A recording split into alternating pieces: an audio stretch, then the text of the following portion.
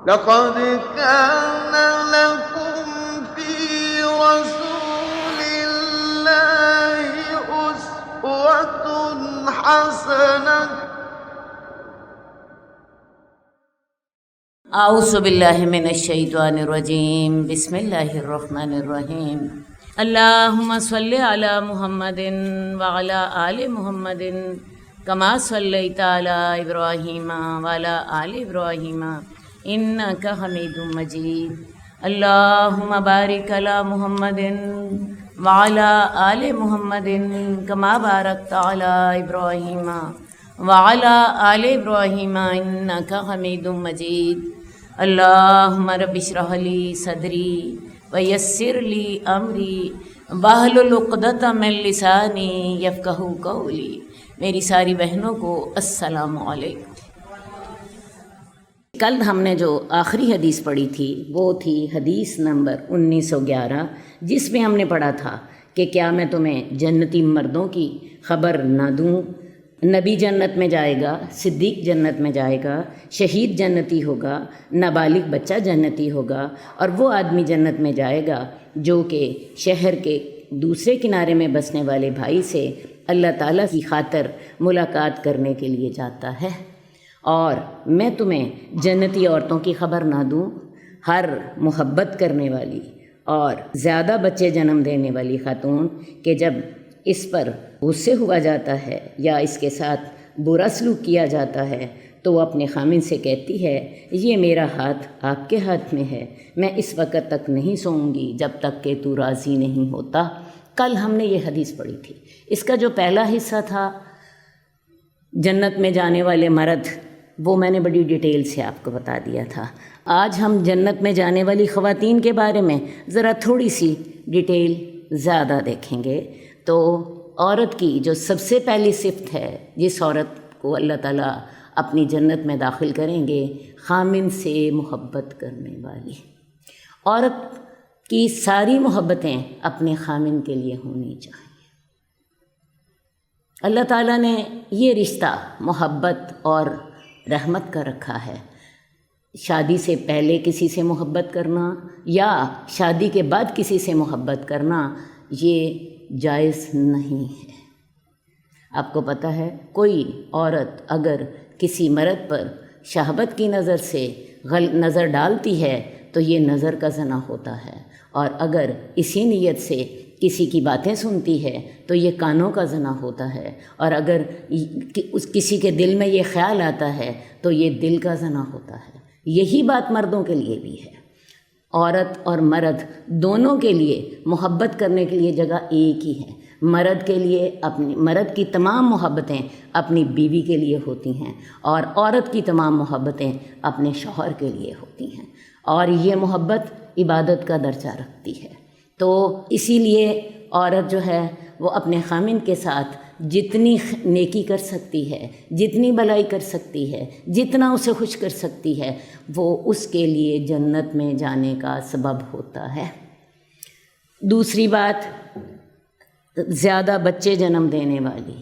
اب ہمارے ہاں بڑا عجیب رواج ہے، بچے دو ہی اچھے، کم بچے خوشحال گھرانہ، یہ نعرے ہم سنتے رہتے ہیں، لیکن رسول اللہ صلی اللہ علیہ وآلہ وسلم کی رہنمائی ہمارے لیے یہ ہے کہ جو تمہارے اگر بچے زیادہ ہوں گے تو قیامت کو میں تمہاری کثرت پر دوسری امتوں کے مقابلے میں فخر کروں گا۔ ویسے بھی ایک بات سمجھ لیجئے، ایک بچہ جب دنیا میں آتا ہے تو وہ صرف کھانے والا ایک منہ لے کر آتا ہے، جبکہ کام کرنے والے 2 ہاتھ اور 2 پاؤں بھی اس کے ساتھ ہوتے ہیں۔ اس کا آؤٹ پٹ زیادہ ہوتا ہے، جتنا وہ رزق استعمال کرتا ہے اس کے مقابلے میں اس کی جو کامیابیاں ہوتی ہیں وہ کہیں زیادہ ہوتی ہیں۔ تو میں نے بڑی سادی سی آپ کو بات بتائی کہ ایک بچہ جب دنیا میں آتا ہے تو وہ منہ تو ایک لے کر آتا ہے جس کے ساتھ وہ کھاتا ہے، لیکن ہاتھ اور پاؤں 4 لے کر آتا ہے۔ تو لہٰذا آغاز میں تو آپ کو مشکل لگتا ہے ایک بچے کو پالنا، عورتوں کے لیے خاص طور پر ان کی پریگننسی، پھر ان کی ڈیلیوری، پھر ان کی پرورش، یہ مشکل کام لگتے ہیں، لیکن اس کے بعد وہی بچے جب نیکیاں کرتے ہیں تو وہ والدین کے لیے صدقہ جاریہ بن جاتے ہیں، ان کی قبر ٹھنڈی کرنے کا باعث بن جاتے ہیں۔ تو اس اولاد کے معاملے کو اسی پوائنٹ آف ویو سے دیکھیے۔ آج کل مال تو ہر کوئی زیادہ لینا چاہتا ہے، لیکن اولاد سے تنگ بڑھتا ہے۔ اصل بات ہے اس کی بہت بڑی وجہ ایک یہ بھی ہے کہ ہم نے بچوں کو دین پڑھانا چھوڑ دیا، ہم نے انہیں دنیا کے حوالے کر دیا، تو پھر بچے جو ہوتے ہیں وہ والدین کی آنکھیں ٹھنڈے کرنے کا بعض اوقات باعث نہیں بنتے، وہ صرف دنیا کمانے میں ہی لگے رہ جاتے ہیں۔ آپ اگر اپنے بچوں کو دین پڑھائیں تو دین انہیں بتائے گا کہ ماں کے قدموں میں جنت ہوتی ہے اور باپ جنت کا سب سے بہترین دروازہ ہوتا ہے۔ جب آپ اپنی اولاد کو دین پڑھاتے ہیں تو پھر اولاد جو ہوتی ہے وہ والدین کی خدمت بھی کرتی ہے، ان کی اطاعت بھی کرتی ہے اور ان کے لیے قبر ٹھنڈی کرنے کا باعث بھی بنتی ہے۔ اس کے علاوہ جو اگلی صفت تھی کہ ایسی خاتون جو ہے جو جنت میں جائے گی، بعض اوقات اس پر کوئی زیادتی ہو جاتی ہے شوہر کی طرف سے، شوہر ناراض ہو جاتا ہے، یا بعض اوقات اس کے ساتھ کوئی برا سلوک ہو جاتا ہے، تو وہ عورت منانے میں پہل کرتی ہے۔ وہ موڈ بنا کے نہیں بیٹھ جاتی کہ نہیں جی جب تک شوہر نہیں منائے گا میں مانوں گی نہیں، یا جب تک میرے فلاں مطالبات پورے نہیں ہوتے تو تب تک تو میں نے اسے بولنا ہی نہیں، تب تک تو میں نے کھانا ہی نہیں دینا۔ تو وہ اس کی بجائے خامن کا اگر ناراض ہو جائے اس وقت خاموش ہو جاتی ہے، اس کے غصے کو سہ جاتی ہے اور منانے میں پہل کر لیتی ہے۔ یہ اس کی ڈبل نیکی ہے۔ پہلی نیکی اس کی کیا تھی؟ غصہ معاف کر دیا۔ دوسری اس کی نیکی کیا تھی؟ اس نے اس کو معاف کر دیا۔ اور تیسری کیا نیکی تھی کہ اس نے اس کو منانے میں پہل کر کے تیسری نیکی بھی کر لی۔ اب وہ کیا کرتی ہے؟ اپنا ہاتھ اس کے ہاتھ میں دیتی ہے اور کہتی ہے میں تب تک نہیں سوؤں گی جب تک کہ تم میرے سے راضی نہیں ہو جاتے۔ کیا خیال ہے ایسی عورت کی دنیا بھی جنت بن جاتی ہے یا نہیں بنتی؟ میرا خیال ہے آخرت کی جنت تو بعد میں ملے گی، ایسی خاتون کے لیے دنیا بھی جنت بن جاتی ہے۔ لیکن ہم عورتیں کیا کرتی ہیں؟ ہم جذباتی ہوتی ہیں، خامن ناراض ہو گیا، غصے میں آ گیا، ہم برابر کا جواب دیتی ہیں، بلکہ عورتوں چونکہ زبان کی تیز ہوتی ہیں اور لہٰذا اس کی ایک کے بارے میں ایک بات کے مقابلے میں جب تک ہم دو باتیں نہ کر لیں ہمیں تسلی نہیں ہوتی۔ تو خواتین یہ رویہ جو ہے یہ درست نہیں ہے۔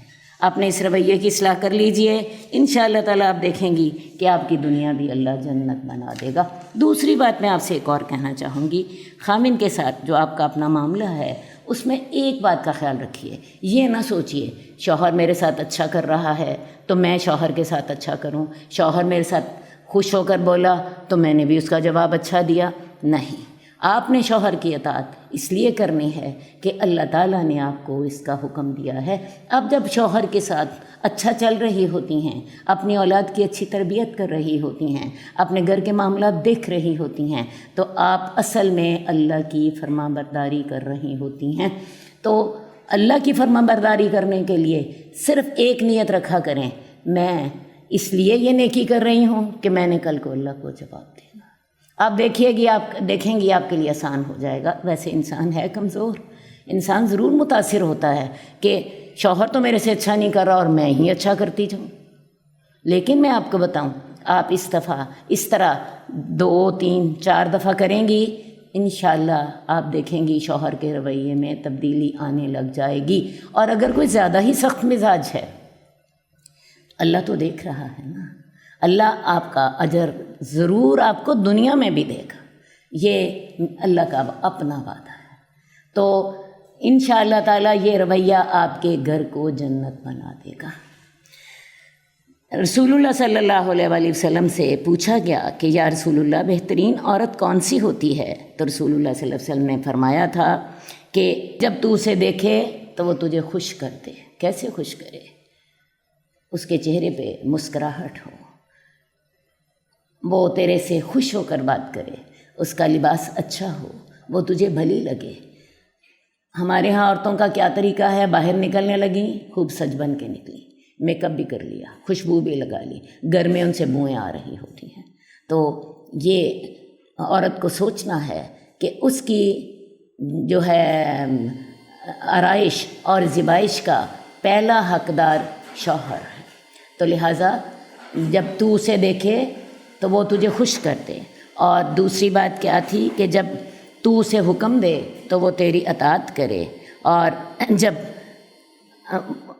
وہ اپنے نفس اور مال میں خامند کی مخالفت نہ کرے۔ سوچ لیجئے، میں ان 3 معیاروں پر پوری اترتی ہوں۔ شوہر مجھے دیکھتا ہے تو کیا میں اس کو خوش کر دیتی ہوں؟ وہ اگر بات کرے میں اس کی اطاعت کرتی ہوں۔ اور تیسری بات، اپنے نفس کے معاملے میں اور اپنے مال کے معاملے میں کیا میں اس کی موافقت کرتی ہوں یا مخالفت کرتی ہوں؟ یہ 3 معیار جنت میں جانے والی عورتوں کے لیے ہیں۔ اپنے آپ کو ان معیارات پہ پرکھ لیں، آپ کو سمجھ آ جائے گا کہ میرے گھر میں اگر لڑائی ہوتی ہے تو خرابی کہاں ہے۔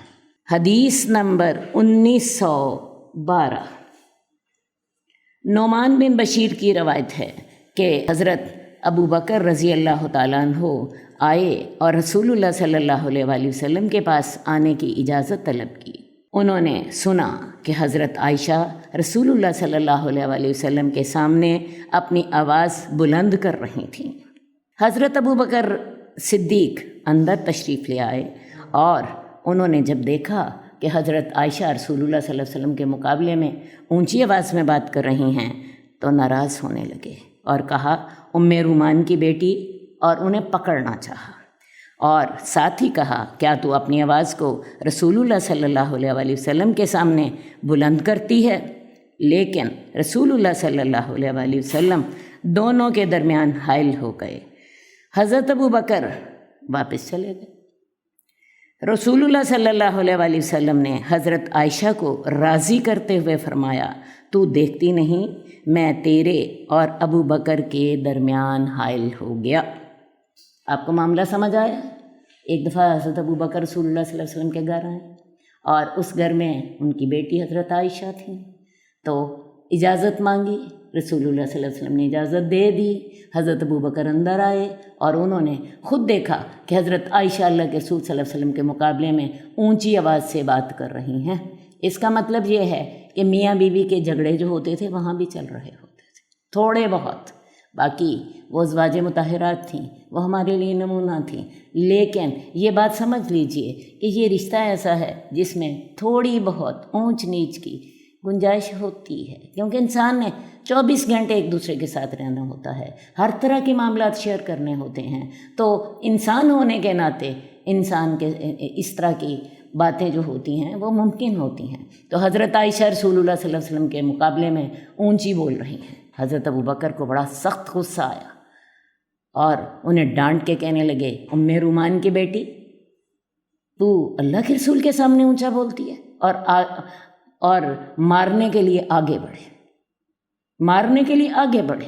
رسول اللہ صلی اللہ علیہ وسلم حضرت ابو بکر اور حضرت عائشہ کے درمیان آ گئے۔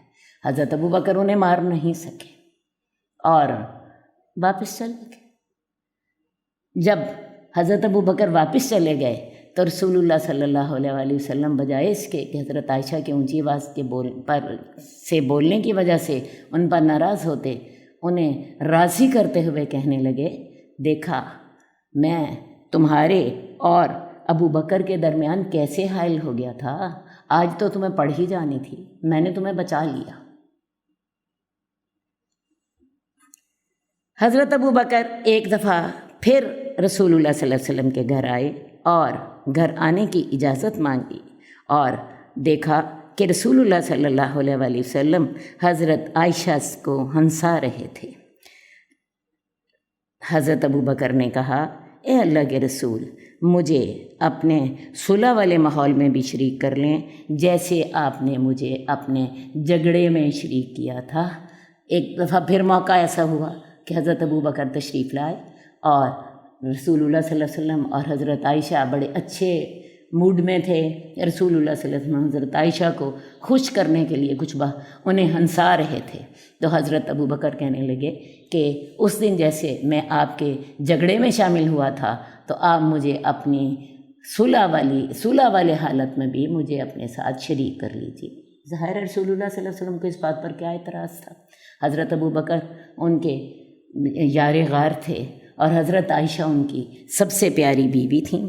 تو اس حدیث سے آپ کو ایک بات کا اندازہ ہوتا ہے کہ رسول اللہ صلی اللہ علیہ وآلہ وسلم کا اپنی ازواج کے ساتھ رویہ کیا ہوتا تھا۔ آپ کا رویہ ایک سخت گیر آقا کا رویہ نہیں ہوتا تھا، وہی رویہ ہوتا تھا جو ایک محبت کرنے والے شوہر اور ایک محبت کرنے والی بیوی کا ہوتا ہے۔ ان کے درمیان اونچ نیچ جو تھی ہو جاتی تھی، اور یہ صرف حضرت عائشہ کا معاملہ نہیں تھا بلکہ دوسری ازواج کے بارے میں بھی ہمیں ایسی باتوں کا پتہ چلتا ہے کہ جس سے ہمیں اندازہ ہوتا ہے کہ یہ اونچ نیچ دوسری ازواج کے بارے میں بھی ہو جاتی تھی۔ مثلا حضرت حفصہ کے بارے میں بھی ہمیں ایسی باتوں کا پتہ چلتا ہے، حضرت صفیہ کے بارے میں بھی پتہ چلتا ہے۔ تو اس سے آپ کو اندازہ ہوتا ہے کہ اللہ کے رسول صلی اللہ علیہ وآلہ وسلم کا حضرت اپنی بیویوں کے ساتھ رویہ کیسا ہوتا تھا۔ آپ اپنی بیویوں کو آرام پہنچانے کی کوشش کرتے۔ حضرت عائشہ سے پوچھا گیا کہ رسول اللہ صلی اللہ علیہ وسلم اپنے گھر میں کیا کرتے تھے، تو حضرت عائشہ کہنے لگیں کان فی محنت اخلہ، اپنے گھر والوں کو خوش کرنے کی کوشش کرتے۔ حالانکہ ایک بات میں آپ پہ واضح کر دوں، تمام ازواج جو تھیں 9 کی 9 ازواج گھر میں موجود ہوتی تھیں، ٹھیک ہے۔ اس کے علاوہ ازواج جو تھیں ان کی کوئی اولاد نہیں تھی۔ اللہ تعالیٰ نے یہ خاص حکمت تھی کہ اللہ تعالیٰ نے نبوت کے بعد آپ کو اولاد نہیں دی، کیونکہ اولاد کی ذمہ داریاں بہت زیادہ ہوتی ہیں، اور اللہ کے رسول صلی اللہ علیہ وسلم کی ذمہ داریاں پہلے ہی بہت زیادہ تھیں۔ شاید اس میں اللہ کی کوئی اور بھی حکمت ہو۔ تو گھر میں کوئی بچہ بھی نہیں تھا، اور اس کے علاوہ گھر میں خادم وغیرہ بھی موجود ہوتے تھے۔ اس کے باوجود رسول اللہ صلی اللہ علیہ وسلم اپنے کام خود کر لیتے تھے اور اپنے گھر والوں کو خوش کرنے میں لگے رہتے تھے۔ اپنی بیویوں کے آنسو پونچھ لیتے، اپنی بیویوں کی دلجوئی کر لیتے، اپنی بیویوں کے مسائل جو تھے حل فرماتے، اور انہیں حضرت عائشہ ان کے ساتھ دوڑ بھی لگا لیا کرتے۔ حضرت عائشہ کو حبشیوں کا کھیل بھی دکھا دیتے۔ یہ جو حبشیوں کا کھیل ہے اس کے بارے میں میرا خیال ہے میں تھوڑی سی آپ کو ڈیٹیل کے ساتھ بتا دوں۔ عید کے دن مسجد نبوی میں حبشی ایک جنگی کھیل کھیل رہے تھے۔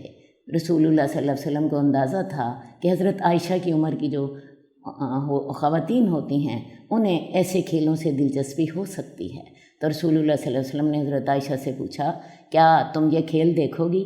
حضرت عائشہ کہنے لگی ہاں۔ رسول اللہ صلی اللہ علیہ وآلہ وسلم گھر کے دروازے میں کھڑے ہو گئے، کیونکہ حضرت عائشہ کے گھر مسجد نبوی کے بالکل ساتھ تھا۔ دروازے میں کھڑے ہو گئے اور حضرت عائشہ کے اوپر آپ نے ایک چادر ڈال دی۔ حضرت عائشہ اپنے کندھے اور رسول اللہ صلی اللہ علیہ وسلم کے کندھے کے ساتھ لگ کر کھڑی ہو گئیں، اور رسول اللہ صلی اللہ علیہ وآلہ وسلم کا رخسار اور حضرت عائشہ کا رخسار اکٹھا تھا، اور وہاں سے وہ جو ہیں یہ کندھا اور یہ سر، اس کے درمیان کی جو جگہ تھی اس سے وہ حبشیوں کا کھیل دیکھ رہی تھیں۔ ویسے بھی اللہ کے رسول نے ان کے سر پر ایک چادر بھی ڈال دی تھی۔ تو حضرت رسول اللہ صلی اللہ علیہ وسلم خود کھڑے ہیں، حضرت عائشہ کو کھیل دکھا رہے ہیں۔ ایک دفعہ ان سے پوچھا کیا عائشہ بس؟ حضرت عائشہ کہتی ہیں نہیں یا رسول اللہ ٹھہریے، میں نے ابھی اور دیکھنا ہے۔ رسول اللہ صلی اللہ علیہ وسلم تھوڑی دیر ٹھہر گئے، پھر پوچھا کیا عائشہ بس؟ حضرت عائشہ کہتی ہیں یا رسول اللہ ذرا ٹھہریے۔ تیسری دفعہ رسول اللہ صلی اللہ علیہ وسلم نے پھر پوچھا کیا عائشہ اب بس؟ حضرت عائشہ کہتی ہیں کہ اصل میں حبشیوں کا کھیل تو دیکھ چکی تھی، لیکن میں یہ ضرور دکھانا چاہتی تھی کہ رسول اللہ صلی اللہ علیہ وسلم میری خاطر کتنی دیر تک کھڑے ہو سکتے ہیں۔ تو یہ تیسری دفعہ کے بعد پھر حضرت عائشہ نے وہ کھیل دیکھنا بند کر دیا۔ تو اللہ کے رسولوں نے ٹائم بھی دیتے تھے، ان کے جذبات کا خیال رکھتے تھے، ان کی دلجوئی فرماتے تھے، ان کے آنسو پونچھ لیا کرتے تھے، ان کی ذمہ داریاں اٹھاتے تھے۔ حدیث نمبر 1914۔ حضرت زبیر کہتے ہیں کہ رسول اللہ صلی اللہ علیہ وآلہ وسلم نے فرمایا خبردار، شاید کہ تم میں سے کوئی اپنی بیوی کو مارے تو وہ اس کو ایک لونڈی کی طرح نہ مارے۔ سنو، تم میں سے بہتر وہ ہے جو اپنی بیوی کے لیے بہتر ہے۔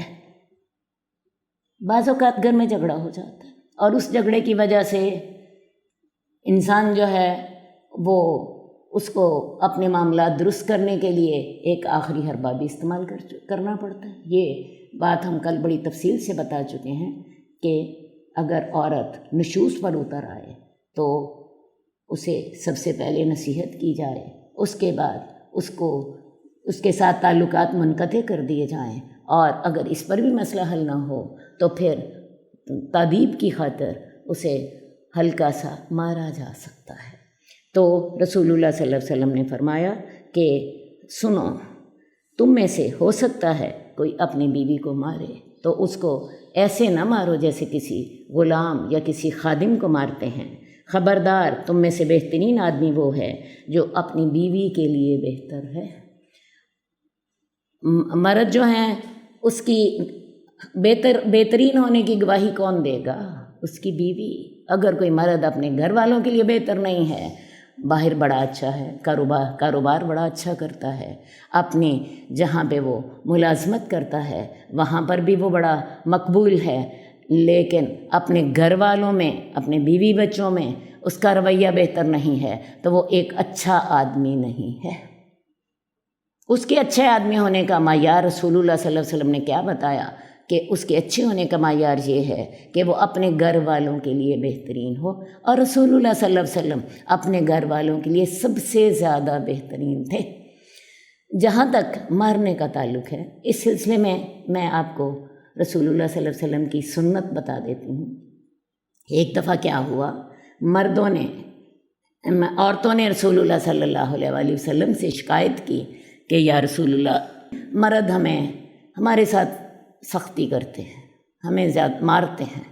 رسول اللہ صلی اللہ علیہ وسلم نے مردوں کو حکم دے دیا، تم نے عورتوں کو نہیں مارنا۔ ہوا کیا، اگلے دن بہت سے مرد رسول اللہ صلی اللہ علیہ وسلم کے گھر کے دروازے پر آ گئے اور کہنے لگے یا رسول اللہ، عورتیں تو بڑی دلیر ہو گئی ہیں، انہوں نے تو جب سے انہیں پتہ چلا ہے کہ آپ نے مردوں کو یہ حکم دیا ہے کہ عورتوں کو کچھ نہیں کہنا، یہ تو ہمارے ساتھ بڑی بدتمیزی کرنے لگ گئی ہیں۔ رسول اللہ صلی اللہ علیہ وسلم نے پھر اجازت دے دی، چلو بھائی تھوڑی بہت تم مار لیا کرو۔ اب کیا ہوا، اگلے دن بہت سی عورتیں آپ کے دروازے پر آ گئیں، یا رسول اللہ آج تو مردوں نے ہمیں مارا ہے، ہمارے ساتھ زیادتی کی ہے۔ تو رسول اللہ صلی اللہ علیہ وسلم نے اس وقت فرمایا تھا کہ ایسے لوگ اچھے مرد نہیں ہیں۔ تو قرآن مجید کی جو تفسیر ہوتی ہے وہ رسول اللہ صلی اللہ علیہ وسلم کے عمل اور قول سے ہوتی ہے۔ تو رسول اللہ صلی اللہ علیہ وسلم کا عمل یہ تھا کہ آپ نے اپنی کبھی کسی بیوی کو نہیں مارا۔ یہ حضرت عائشہ کی گواہی ہے، نہ صرف کبھی کسی بیوی کو نہیں مارا، کسی کو بھی کبھی نہیں مارا۔ ہاں، جہاد میں آپ نے کفار کے ساتھ ضرور لڑائی کی ہے۔ تو رسول اللہ صلی اللہ علیہ وسلم کا عمل یہ تھا اور آپ کا قول یہ تھا کہ یہ مرد اچھے مردوں میں سے نہیں ہیں جو بیویوں پر ہاتھ اٹھاتے ہیں۔ تو بہترین طریقہ تو یہی ہے کہ معاملے اسی سمجھانے اور تعلقات منقطع کرنے سے ہی حل ہو جائیں، لیکن بعض اوقات سختی کرنی ہی پڑ جاتی ہے۔ تو شریعت نے اس کا علاج بھی دیا ہے، کیونکہ اسلام بہرحال ایک پریکٹیکل دین ہے۔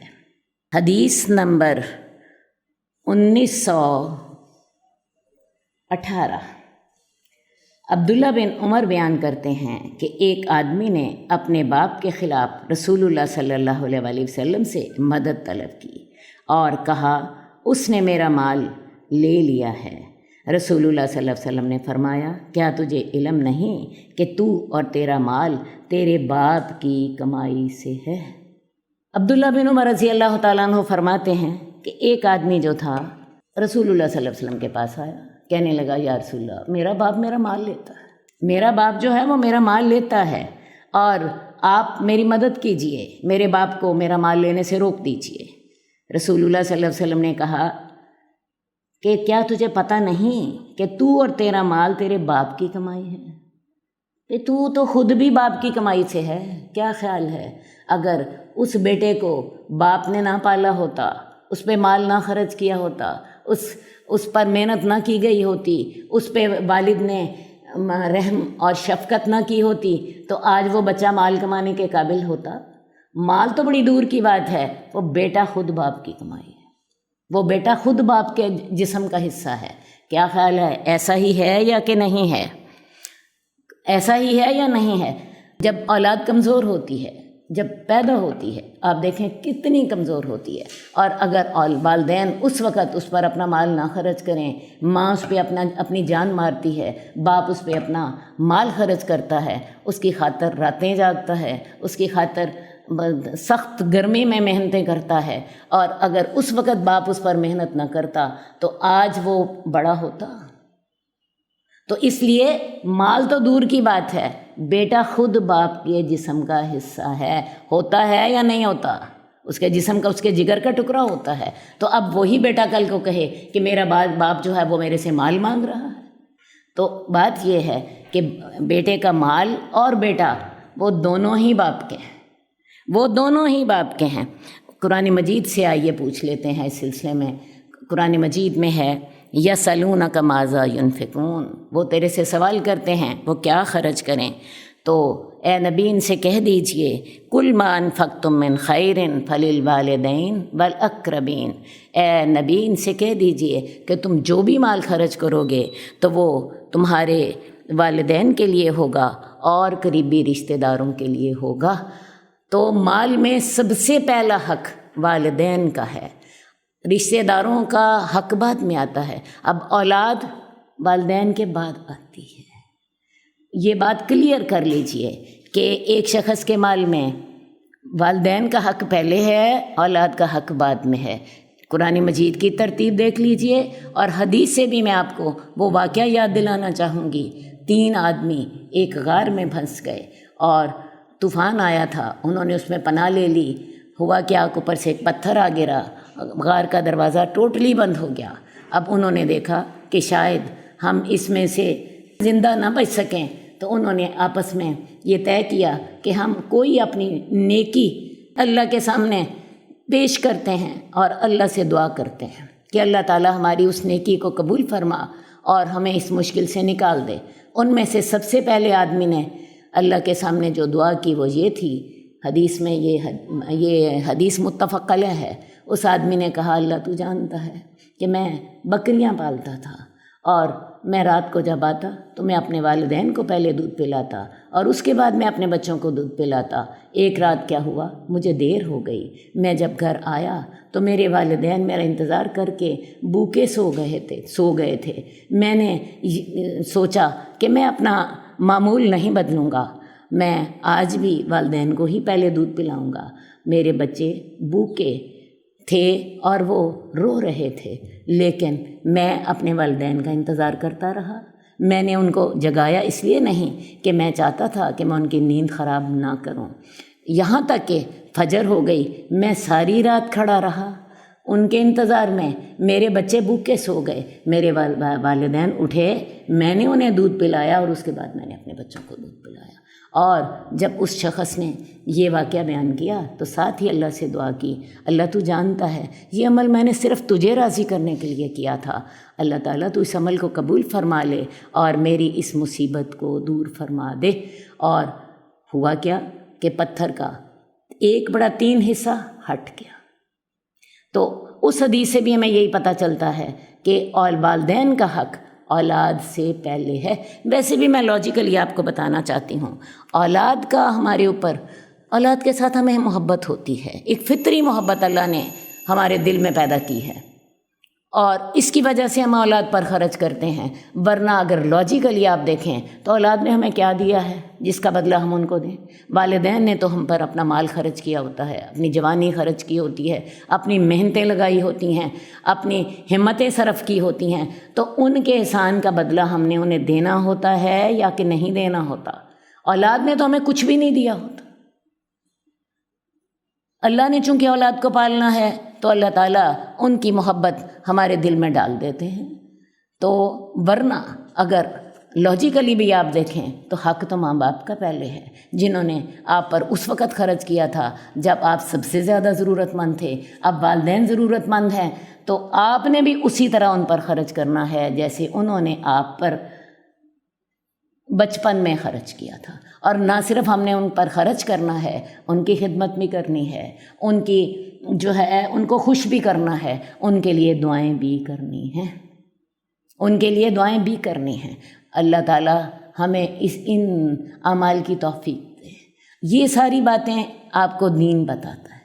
جن لوگوں نے تو اپنی اولاد کو دین پڑھا دیا، انہیں پتہ چل گیا ہماری جنت دوزخ ہمارے والدین ہیں، ورنہ جو لوگ دین سے بے بہرہ ہیں، عام طور پہ میں نے ان کی زبان سے یہ بات سنی ہے، بھئی بیوی بچوں کا ہی خرچہ پورا نہیں ہوتا تو ہم والدین پہ کہاں پہ کریں، خاص طور پہ غریب طبقہ۔ حالانکہ غریب طبقہ اگر اپنے والدین کی خدمت کرنا شروع کر دے تو اللہ تعالیٰ اسی نیکی کے برکت سے ان کے رزق میں برکت ڈال دے۔ اکثر لوگ جو ہوتے ہیں وہ اس وجہ سے کہ جی گھر میں جگہ تنگ ہے، ماں باپ کو گھر سے نکال دیتے ہیں۔ ماں باپ کی بڑھاپے میں بعض اوقات ان کے اندر چڑچڑا پن آ جاتا ہے، ان کی بدمزاجی کی وجہ سے ان بہو کی اور ساس کی بنتی نہیں آپس میں، تو بیٹا جو ہوتا ہے وہ بیوی کی حمایت میں اپنی ماں کے ساتھ زیادتی کر جاتا ہے، اور بعض اوقات زیادہ زیادتی کر جاتا ہے۔ تو یہ بیٹے کو سوچنا چاہیے کہ ماں نے اور باپ نے تجھے اس وقت پالا تھا جب تو سب سے زیادہ کمزور تھا، اور آج تجھے ان کے ان احسانات کا بدلہ اس دنیا میں دینا ہے، اور آخرت میں اس کا اجر اللہ سے لینا ہے۔ تو لہٰذا یہ بات بڑی کلیئر ہے، بیٹے کا مال باپ کا ہے، بلکہ بیٹا خود باپ کا ہے۔ حدیث نمبر 1919 حضرت جابر رضی اللہ تعالیٰ عنہ سے روایت ہے، رسول اللہ صلی اللہ علیہ وآلہ وسلم نے فرمایا، ابلیس پانی پر اور ایک روایت کے مطابق سمندر پر اپنا تخت رکھتا ہے، پھر اپنے لشکروں کو بیچتا ہے۔ سب سے بڑا فتنہ برپا کرنے والا درجے میں اس کے سب سے زیادہ قریب ہوتا ہے۔ ایک شیطان واپس آ کر کہتا ہے، میں نے ایسے کیا اور میں نے ایسے کیا۔ ابلیس کہتا ہے تو نے کچھ نہیں کیا۔ میرا خیال ہے میں آپ کو بات پہلے سمجھا دوں کہ شیطان روزانہ اپنا تخت جو ہے وہ پانی پہ رکھتا ہے، اور پھر پورے دن کی پلاننگ کرتا ہے، اپنے مختلف جو اس کے شیطان ہوتے ہیں ان کی ڈیوٹیز لگاتا ہے۔ کسی کے ذمہ یہ لگاتا ہے تم نے فلاں کو قتل کرنا ہے، تم نے فلاں کے درمیان فساد ڈلوانا ہے، تم نے فلاں گناہ کرنا ہے۔ وہ اپنے سارے جو اس کے شیطان ہوتے ہیں ان کی مختلف ڈیوٹیاں لگاتا ہے۔ اب جب شام ہوتی ہے تو وہ فیڈ بیک بھی لیتا ہے، ہاں بھائی کیا کر کے آئے ہو، صبح تمہاری ڈیوٹی لگی تھی، کیا اس کے مطابق تم نے کام کیا؟ ہر شیطان اپنی اپنی رپورٹ دیتا ہے۔ کوئی کہتا ہے کہ میں نے 2 بھائیوں کے درمیان فساد ڈلوا دیا، کوئی کہتا ہے میں نے فلاں اور فلاں کے درمیان فلاں کو میں نے ڈاکہ ڈالنے پر مجبور کر دیا، کوئی اس کو اپنے کسی گناہ کی رپورٹ دیتا ہے، کوئی اس کو اپنے دوسرے گناہ کی رپورٹ دیتا ہے۔ تو ابلیس کہتا ہے تو نے کچھ نہیں کیا، یہاں تک کہ ایک شیطان اس کو آ کر کہتا ہے کہ میں نے آدمی کو تب تک نہیں چھوڑا جب تک کہ اس کی اور اس کی بیوی کے درمیان جدائی نہیں ڈلوا دی۔ شیطان اس شخص کو اپنے قریب کر لیتا ہے اور کہتا ہے، واہ تیری کیا بات ہے، تو نے اصل کام کیا۔ اور راوی کہتے ہیں کہ میرا خیال ہے کہ میرے شیخ نے یہ الفاظ بھی نقل کیے تھے کہ وہ شیطان پھر اسے گلے لگا لیتا ہے۔ کیا بات سمجھ آئی کہ دنیا میں جتنی خرابیاں ہوتی ہیں ظاہر ہے شیطان کا اس میں ہاتھ ہوتا ہے، وہ ہمارا دشمن ہے، اس نے ہمارے ماں باپ کو جنت سے نکلوا دیا تھا، اور اس کی پوری کوشش ہوتی ہے کہ وہ ڈیلی بیسس پر ہمارے درمیان خرابیاں پیدا کرے۔ کوئی حرام کھا رہا ہے، کوئی غیبت کر رہا ہے، کوئی تانے دے رہا ہے، کوئی لڑائی کر رہا ہے، کوئی قتل کر رہا ہے، کوئی ڈاکہ ڈال رہا ہے۔ یہ تمام کام، کوئی کم تول رہا ہے، کوئی کم ناپ رہا ہے، تو یہ تمام کام شیطان کے انگیخ کے ساتھ ہوتے ہیں۔ اس کے جو چیلے ہیں وہ سب کے دلوں میں وسوسے ڈالتے ہیں اور وہ یہ گناہ کرتے ہیں۔ لیکن شیطان ان کو کوئی بڑی بات نہیں سمجھتا. وہ کس شیطان سے زیادہ خوش ہوتا ہے؟ جو میاں بیوی کے درمیان لڑائی ڈلواتا ہے.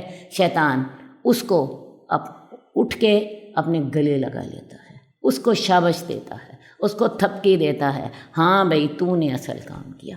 تو آپ کو کیا اندازہ ہوا کہ میاں بیوی کے درمیان لڑائی ڈلوانا یہ بہت بڑا شیطانی کام ہے. وجہ کیا ہے؟ میاں بیوی کا یونٹ جو ہے وہ معاشرے کا سب سے بیسک یونٹ ہے، اور جب اگر اس میاں بیوی کے یونٹ میں اگر خرابی پیدا ہو جائے تو آپ کو پتہ ہے پوری نسل برباد ہوتی ہے، کیونکہ نئی نسل اسی گھر میں پل رہی ہوتی ہے. میاں بیوی میں اگر جدائی ڈل جاتی ہے، طلاق ہو جاتی ہے، اولاد رول جاتی ہے، اور پھر پورا معاشرہ جو ہوتا ہے وہ اس سے متاثر ہوتا ہے.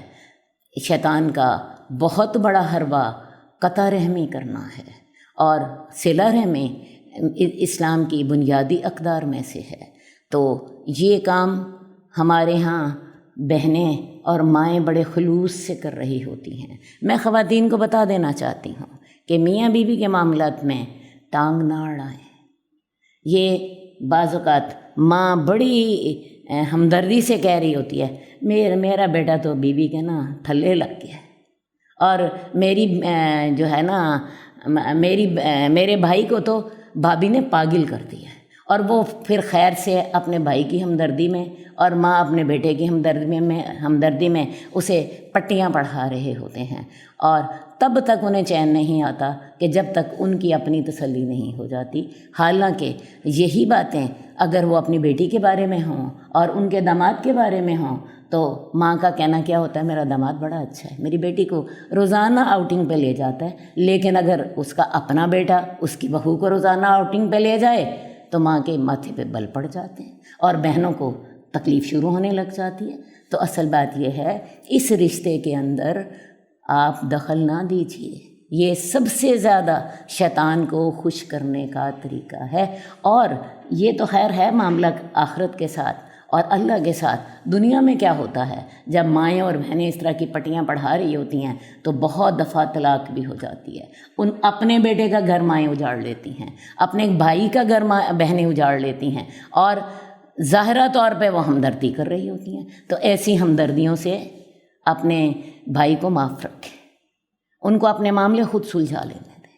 ایک بات میں آپ کو اور بھی چلتے چلتے بتا دوں، جیسے میاں بیوی کے درمیان جدائی ڈالنا، ان کے درمیان تفرقہ ڈالنا سب سے بڑا گناہ ہے، اسی طرح میاں بیوی کے درمیان صلح کروا دینا سب سے بڑی نیکی ہے.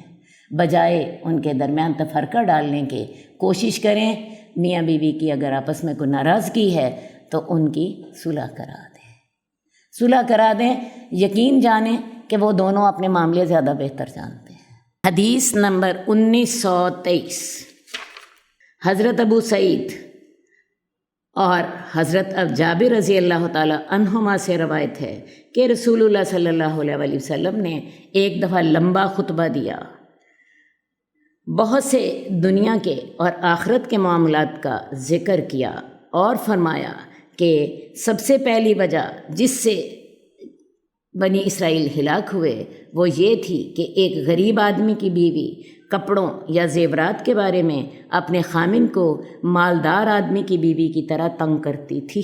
خواتین سن لیجیے، بنی اسرائیل کی ہلاکت کی پہلی وجہ یہ تھی کہ ایک غریب آدمی کی بیوی کپڑوں یا زیورات کے بارے میں اپنے خامن کو مالدار آدمی کی بیوی کی طرح تنگ کرتی تھی. اصل بات ہے سجنا، سنورنا، اچھے کپڑے پہننا، زیورات پہننا، میک اپ کرنا، یہ عورت کی فطرت میں شامل ہے، اور شریعت نے ہمیں اس کی حدود کے ساتھ اجازت دی ہے. لیکن کس حد تک؟ جس حد تک شوہر کی حیثیت ہے.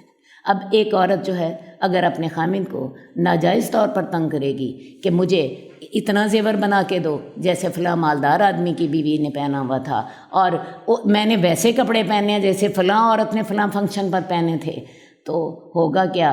مرد جو ہوگا کیا اس کو ڈاکہ ڈال کے وہ اس کو کہیں سے لا کے دے؟ جو آدمی تو دیندار ہوگا وہ بیوی کے مطالبوں سے پریشان ہو جائے گا، اور بعض اوقات انہی مطالبات کی وجہ سے معاملات جو ہیں وہ طلاق تک جا پہنچتے ہیں۔ اور جو دیندار آدمی نہیں ہوگا پھر وہ کیا کرے گا؟ رشوت لے گا، پھر وہ اسمگلنگ کرے گا، پھر وہ حرام کمائی کمائے گا اور اپنے بیوی کو مطمئن کرنے کی کوشش کرے گا۔ تو آپ یہ دیکھیں، ان مطالبات کی وجہ سے ایک گناہ نہیں ہوتا، بے شمار گناہ ہوتے ہیں۔ رسول اللہ صلی اللہ علیہ وسلم نے بنی اسرائیل کی ایک عورت کا ذکر کیا جس کا قد چھوٹا تھا۔ اس نے لکڑی کے جوتے تیار کرائے۔ میرا خیال ہے خواتین کو بات سمجھ آ گئی ہوگی، ہیل والے جوتے۔ اس کا قد چھوٹا تھا، اس نے ہیل والے جوتے تیار کروائے، اور اس نے ایک انگوٹھی بنوائی جس میں ایک خلا تھا اور اس میں ایک ڈھکن تھا۔ اس نے اس خلا میں کستوری بھری، یہ جو نگ کی جگہ پہ اس نے یہاں پہ ایک جگہ بنوائی اور اس میں ایک خلا تھا، اس خلا کے اندر اس نے کستوری ڈال دی، اور جب وہ مردوں کے پاس سے گزرتی تو اس کا ڈھکن کھول دیتی اور اس کی خوشبو جو تھی وہ پھیل جاتی، اس کی خوشبو پھیل جاتی۔ آپ کو پتہ ہے ایک عورت اگر خوشبو لگا کے مردوں کے پاس سے گزرتی ہے، شریعت نے اس کو بڑی سختی سے منع کیا، کیونکہ خوشبو مردوں کو بہت اٹریکٹ کرتی ہے۔ آدمی جو ہوتا ہے اس خوشبو کے آنے کی وجہ سے عورت کو اس نے نہیں بھی دیکھنا تھا تو اس کو دیکھتا ہے، یہ خوشبو کہاں سے آ رہی ہے۔ رسول اللہ صلی اللہ علیہ وسلم نے اتنی سختی سے منع فرمایا۔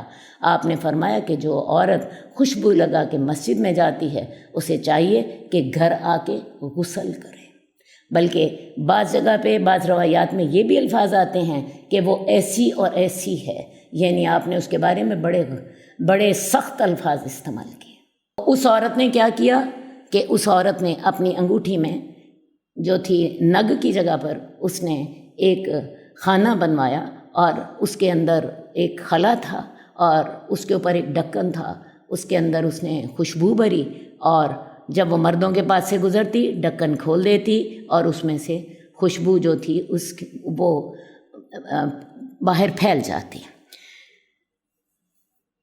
اب وہ عورت جو تھی دو لمبے قد والی عورتوں کے ساتھ باہر نکلی۔ لوگوں نے اس کے پیچھے ایک آدمی کو بھیجا، اس نے لمبے قد والی دو عورتوں کو تو پہچان لیا لیکن لکڑی کی جوتیوں والی عورت کو نہ پہچان سکا، اور یہی اس عورت کا مقصد تھا کہ چونکہ وہ چھوٹے قد والی تھی، اسے یہ تھا کہ میں اپنی ہیل والی جوتی کی وجہ سے میں لمبے قد والی ہو جاؤں، تو وہ اسے نہیں پہچان سکا۔ تو خواتین، میں آپ سے ایک بات کہنا چاہتی ہوں کہ اپنے شوہروں سے ناجائز مطالبے نہ کریں۔ جتنی اس کی طاقت ہے اس کی طاقت کے مطابق آپ سنگھار کر لیا کریں۔ ویسے بھی یہ صرف ایک ذہن کا معاملہ ہوتا ہے۔ ایک شخص نے امیٹیشن پہنا یا ایک شخص نے سونے کی جیولری پہنی، آج کل تو دونوں میں کوئی فرق ہی نہیں ہے۔ آپ دیکھیں امیٹیشن بھی اتنی خوبصورت بازار سے مل جاتی ہے، سونا آج کل 1,05,000 روپے تولہ ہو گیا، اور صرف آپ ایک اپنے نفس کی اور ایک اپنے دماغ کو مطمئن کرنے کے لیے اتنا مہنگا سونا پہنتی ہیں، اس کی بجائے امیٹیشن بعض اوقات ایسے آئے ہوتے ہیں کہ پتہ ہی نہیں چلتا کہ یہ امیٹیشن ہے یا یہ سونا ہے۔ تو اپنے شوہروں کو تنگ نہ کیجیے، کیونکہ بنی اسرائیل کی عورتوں کے یہی وتیرے تھے جس کی وجہ سے وہ برباد ہوئے۔ عورتوں کے مطالبات پورے کرتے کرتے مرد رشوت لیتے ہیں، مرد حرام کمائی کماتے ہیں، مرد چوریاں کرتے ہیں، مرد جھوٹ بولتے ہیں، اور معاشرے میں ایک گناہ نہیں ہوتا بلکہ 1.5 گناہ اس کی وجہ سے معاشرے میں پیدا ہوتے ہیں۔ اس کے علاوہ دوسری بات میں جو آپ سے کہنا چاہتی ہوں وہ یہ ہے کہ ہیل والی جوتی جو ہے، اگر تو وہ ٹک ٹک کر رہی ہے، ایک عورت آ رہی ہے، ایک میل سے اس کی ٹک ٹک مردوں کو اس کے آنے کا پیغام دے رہی ہے، تو میں آپ کو بتاؤں یہ جوتی جو ہے اس کو پہننے سے بچیے۔ کوشش کریں اگر آپ نے ہیل والی جوتی پہننی ہے تو اس کے نیچے جو ہے ربڑ لگا ہو تاکہ اس کی آواز نہ آئے، خاموشی سے آپ گزر جائیں، ٹھیک۔ تیسری بات ہے خوشبو لگا کے باہر نہیں نکلنا۔ آپ اپنے گھر میں ضرور خوشبو لگائیے، لیکن خوشبو لگا کے باہر نکلنا ہے تو پھر خوشبو قطعاً نہ لگائیے، کیونکہ آپ جہاں سے گزریں گی آپ مردوں کو پیغام دیتے ہوئے جائیں گی اور رسول اللہ صلی اللہ علیہ وسلم کی نافرمانی کرتے ہوئے جائیں گی۔ حدیث نمبر 1929، حضرت ابو ہریرہ رضی اللہ تعالیٰ عنہ فرماتے ہیں کہ رسول اللہ صلی اللہ علیہ وآلہ وسلم نے فرمایا، عورت کی تخلیق پسلی سے ہوئی ہے، یہ کسی طریقے سے بھی تیرے لیے سیدھی نہیں ہوگی، بس اگر تو اس سے فائدہ اٹھائے تو اسی کجی کی حالت میں فائدہ اٹھائے، اور اگر تو اسے سیدھا کرنے لگے گا تو تو اسے توڑ ڈالے گا، اور اس کا توڑ ڈالنا اس کی طلاق ہے۔ اصل بات ہے کہ عورت کا اور مرد کا مزاج ٹوٹلی ڈیفرنٹ ہے۔ اللہ تعالیٰ نے عورت کو جو پسلی سے پیدا کیا ہے اس میں بھی اللہ تعالیٰ کی بہت بڑی حکمت ہے۔ اللہ تعالیٰ نے پسلی کے قریب دل ہوتا ہے، اور اللہ تعالیٰ نے عورت کو سر سے پیدا نہیں کیا کہ وہ مرد پہ حکومت کرے، اس کے پاؤں سے پیدا نہیں کیا کہ مرد اسے پاؤں کی جوتی بنا لے، اللہ تعالیٰ نے اسے دل کے قریب پیدا کیا ہے تاکہ مرد اسے اپنے دل میں رکھے۔ یہ تھی اس کو پسلی سے پیدا کرنے کی حکمت۔ اب عورت اور مرد کے مزاج میں فرق ہے۔ مرد میچور ہوتا ہے، دور اندیش ہوتا ہے، عورت جذباتی ہوتی ہے، فوری واقعے سے متاثر ہوتی ہے، اور اس کا جو ہوتا ہے رویہ مرد کے مقابلے میں فرق ہوتا ہے۔ جذبات اس پہ حکمرانی کر رہے ہوتے ہیں، جبکہ مرد کی زندگی کا ایک حصہ جذبات کے ساتھ ہے، باقی معاملات میں وہ بڑا دور اندیش اور سمجھدار ہوتا ہے۔ اب اس مزاج کو اللہ تعالیٰ نے کیوں پیدا کیا، میں آپ کو یہ بھی بتا دوں۔ اللہ تعالیٰ نے بڑی حکمت کے ساتھ عورت کو جذباتی بنایا ہے۔ جذباتی پن عورت کی سب سے بڑی خوبصورتی ہے۔ اگر عورت جذباتی نہ ہوتی تو آپ یہ بتائیے کہ وہ اولاد کو کیسے پالتی؟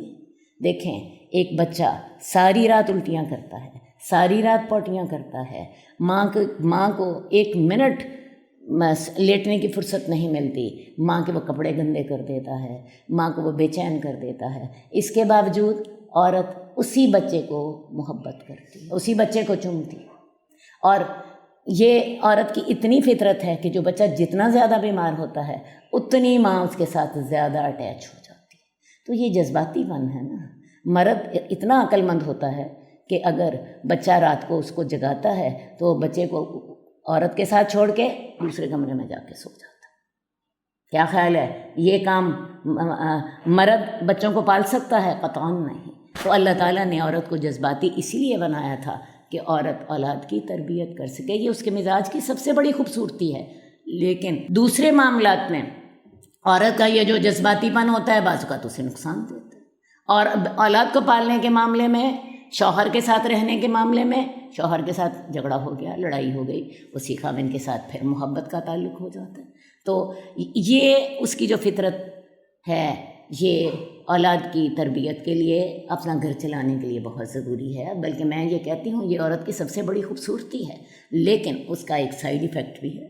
آپ دیکھیں ہر بہترین دوائی کا بھی ایک سائیڈ ایفیکٹ ہوتا ہے، تو یہ اس کا ایک سائیڈ ایفیکٹ ہوتا ہے کہ عورت جذباتی ہونے کی وجہ سے بعض اوقات دوسرے معاملات خراب کر بیٹھتی ہے۔ تو اس لیے مرد کو یہ سمجھایا گیا ہے کہ عورت پسلی سے پیدا کی گئی ہے،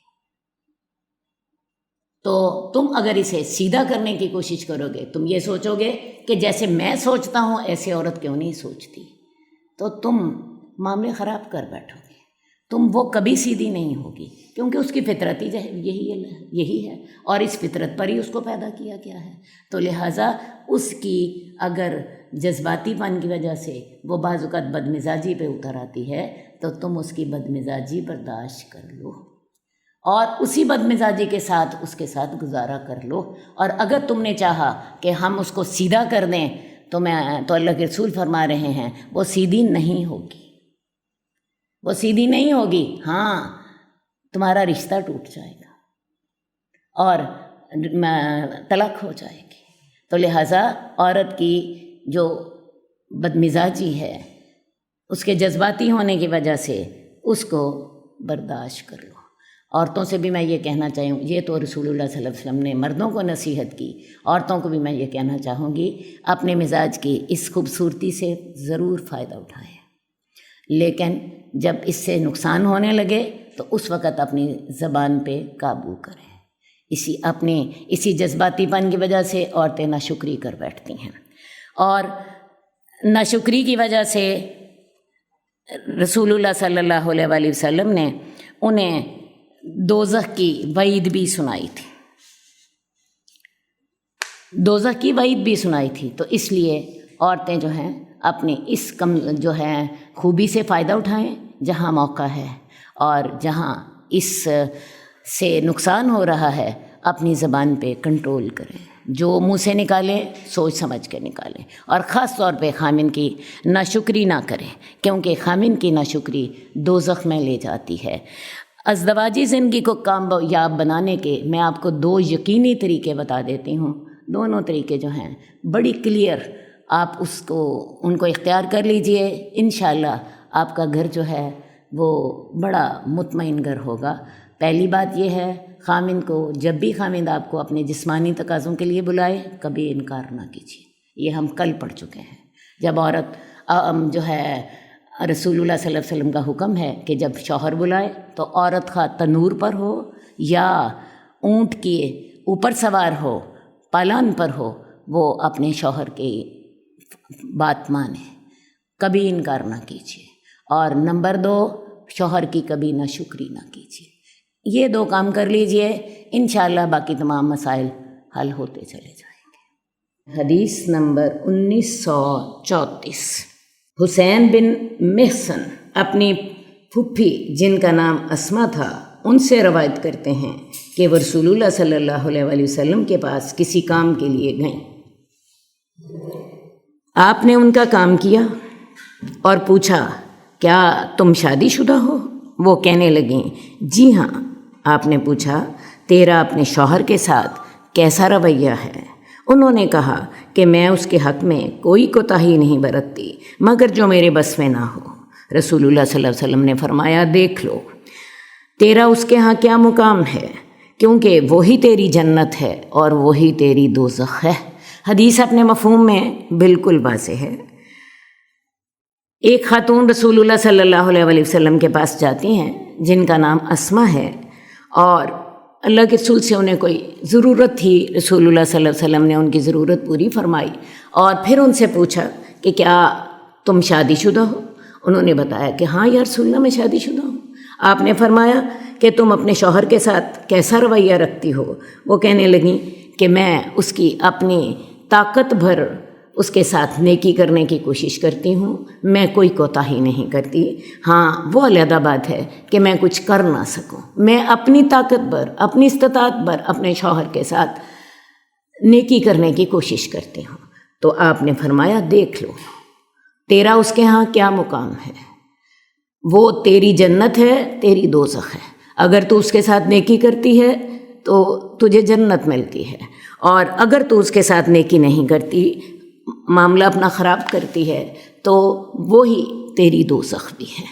تو عورت کے لیے شوہر کا جو مقام ہے وہ جنت اور دوزخ کا ہے۔ اصل بات یہ ہے، اس رشتے میں اللہ تعالیٰ نے اور اللہ کے رسول نے اس لیے زیادہ زور دیا خیر خواہی پر اور نیکی کرنے پر۔ مردوں کو زور دیا، خیرکم خیرکم لأہلہ، تم میں سے بہترین آدمی وہ ہے جو اپنی بیوی کے لیے بہترین ہے، اور عورتوں کو یہ پیغام دیا کہ شوہر ہی تمہاری جنت ہیں اور شوہر ہی تمہاری دوزخ ہیں۔ یہ اس قدر زور اس لیے دیا گیا کہ میاں بیوی دونوں معاشرے کا بنیادی یونٹ ہیں، اگر ان کا معاملہ بہتر ہوگا تو تمام معاشرہ بہتر ہوگا۔ ویسے بھی نئی نسل نے اسی یونٹ میں تربیت پانی ہے۔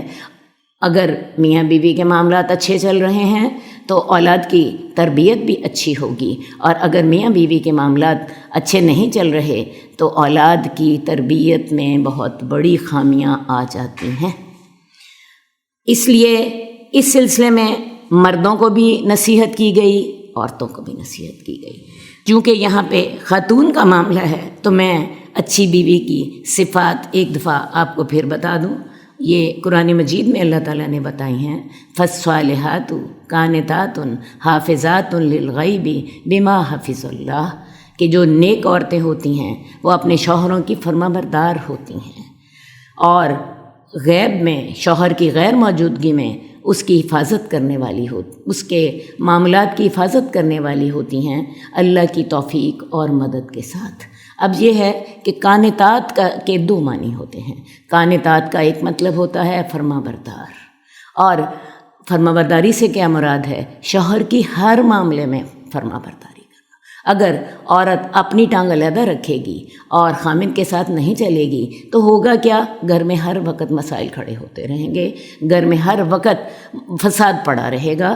تو اگر آپ کا شوہر جو ہے وہ آپ کی خواہشات کے مطابق نہیں چلتا، آپ اسے آرام سے سمجھا سکتی ہیں، لیکن قوام کا جو ہے رول وہ اسے ہی ادا کرنا ہے۔ وہ ڈرائیونگ سیٹ پہ بیٹھا ہے، اس نے گاڑی اسی نے چلانی ہے، ایک گاڑی میں دو ڈرائیور نہیں ہو سکتے۔ تو لہٰذا سب سے پہلا مسئلہ جو کہ عورت کو جس کو دیکھنا ہے وہ اسے مینٹلی یہ سمجھ لینا چاہیے کہ مجھے شوہر کی اطاعت کرنی ہے۔ بہت سے جھگڑوں کی بنیادی وجہ ہی یہ ہوتی ہے کہ عورت شوہر کو اپنا قوام تسلیم نہیں کرتی۔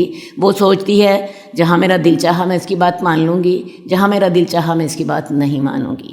حالانکہ قرآن مجید نے جب میاں بیوی کا ذکر کیا تو آغاز ہی اسی بات سے کیا، الرجال قوامون علی النساء، مرد عورتوں کے قوام ہیں۔